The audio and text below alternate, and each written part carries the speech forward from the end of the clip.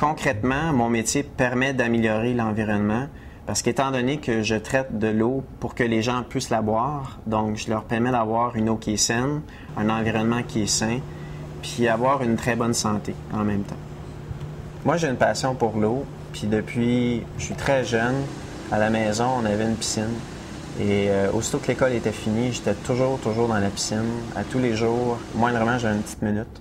Je sautais dans la piscine, puis en famille, on allait tout le temps en camping, puis je voulais toujours faire de la baignade, faire de la pêche, je voulais toujours être proche d'un plan d'eau, absolument.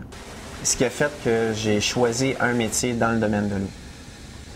Les préférences à l'école, c'était toujours dans les sciences, toujours mathématiques, chimie, physique. J'avais beaucoup de facilité, puis j'aimais beaucoup. J'ai un esprit très cartésien, puis ça m'a beaucoup servi dans mes études. Un opérateur en eau potable, c'est quelqu'un qui est très polyvalent, qui opère une usine qu'on appelle de filtration. Une usine de filtration, c'est où on prend l'eau du lac, on la traite pour que les gens puissent la boire. Et la personne qui opère cette usine-là, l'opérateur, est responsable du bon fonctionnement, des analyses et de s'assurer que la qualité soit optimale pour les gens qui vont la boire après. Je dirais les aspects plus pratico-pratiques là, dans une usine.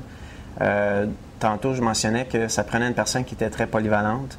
Donc, il faut être très manuel. Puis, ça vient chercher un peu mon côté. Quand j'étais plus jeune, je jouais beaucoup avec les Legos. Puis, j'étais très créatif.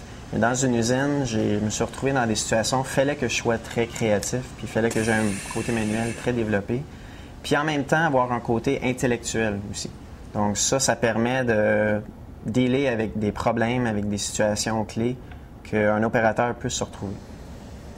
Bien, un traitement, on pourrait dire, est séparé en 3 phases. La première, c'est le pré-traitement, où on enlève tout ce qui est plus gros que 1 cm, en termes, par exemple, des poissons, des branches.